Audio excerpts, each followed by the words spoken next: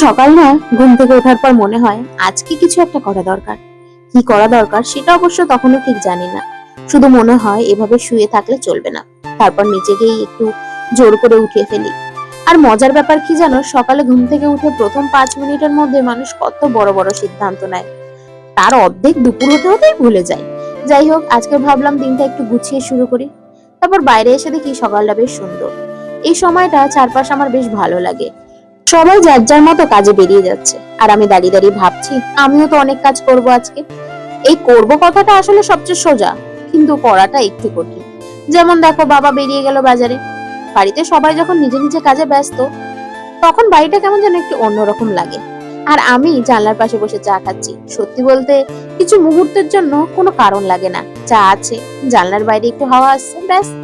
তারপর পেট মনে করিয়ে দিল, এই যে শুধু চা খেয়ে থাকলে কি হবে, তাই কিছু একটা বানিয়ে নাও। আর খাওয়া দাওয়ার পর একটা নিয়মিত কাজ, ওষুধ খাওয়া। আজকে আবার ওষুধ খেতে গিয়ে একটা কাণ্ড ঘটে গেল। এই দেখো, আমার ওষুধটাই পড়ে গেল। তারপর শুরু হলো আমার নিজের ঘরে ডিটেকটিভ ইনভেস্টিগেশন। এখানে দেখলাম নেই, ওখানে দেখলাম নেই। একটা সময় মনে হলো থাক, ওষুধ যদি নিজেই হারিয়ে যেতে চায় তাহলে আমিও আর জোর করছি না। যাই হোক, বাকি ওষুধটা খেয়ে নিলাম। এর মধ্যে আবার ভাইয়ের সাথে দেখা হয়ে গেল। আমি বললাম কিছু বল, বললো কিছু, ব্যাস। কিছু মানুষের সঙ্গে কথা বলার জন্য আলাদা কোনো টপিক লাগে না, আর আমার ভাইয়ের সঙ্গে কথা বলার জন্য তো টপিক থাকলেও লাভ নেই। আমি যতই কথা বলি ও ততই উত্তর দেয় না।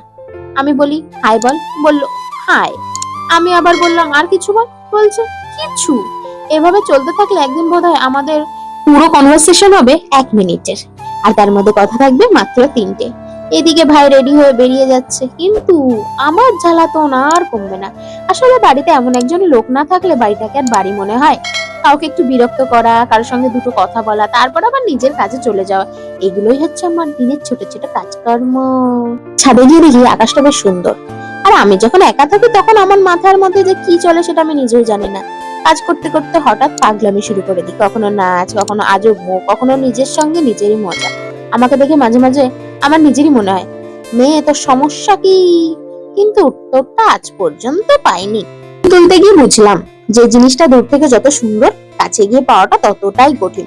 ফুলটা এমন জায়গায় হয়েছে, তুলতে গিয়ে বেশ কষ্ট হয়ে গেল। শেষমেশ ফুলটা পেলাম, তারপর টগর ফুল। কিন্তু প্রকৃতি আমাকে এত সহজে ছাড়বে কেন? ফুলের সঙ্গে মশার কামড় ফ্রিতে দিল। মশাটা এমন কামড়েছে হাতটা চুলকে লাল হয়ে গেছে। মনে হচ্ছিল ফুল তুলতে গিয়েছিলাম আমি, আর মশা যেন আমাকে তুলে নিয়ে আসবে। যাই হোক, পুজো দেওয়ার সময় একটা অদ্ভুত শান্তি লাগে। যতই ব্যস্ততা থাকুক, কিছু সময়ের জন্য মনে হয় আচ্ছা থাক, এবার একটু থামি। তারপর খেতে বসলাম। আজকে আবার বেশ ভালো আয়োজন। ডাল, ডিমের ঝোল, মাছ ভাজা, সবজি, কি একটা ভাজা ছিল জানি না নাম, আলু সেদ্ধ। কিন্তু আমার কাছে আবার ডাল হলে আর কিছুই লাগে না। কিছু কিছু জিনিসের সাথে সম্পর্কটা খুব গভীর থাকে। আমার আর ডালের মধ্যে সম্পর্কটা ঠিক তেমনই। তাই বাটি ধরেই খেয়ে নিলাম ডালটা। দেখতে দেখতে যে কখন সন্ধ্যা হয়ে গেল বুঝতেই পারলাম না। জামা কাপড় তুলতে তুলতে মনে হলো এই যে সারাদিনে এত কিছু করি, তারপর দিনের শেষে মনে হয় আজ আসলে কি করলাম। তারপর আবার ভাবি সবকিছু কি করার জন্য করতে হয়? কিছু সময় তো শুধু নিজের মতো কাটানোর জন্যই হয়, যেমন আমি রোজ নিজের মতো কাটাই।